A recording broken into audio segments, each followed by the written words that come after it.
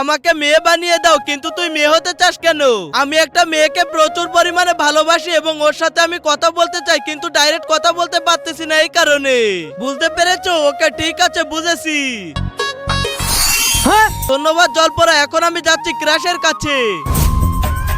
হ্যাঁ আরে এটা তো আমার বাবা, এখানে কি করতেছে দেখা করি।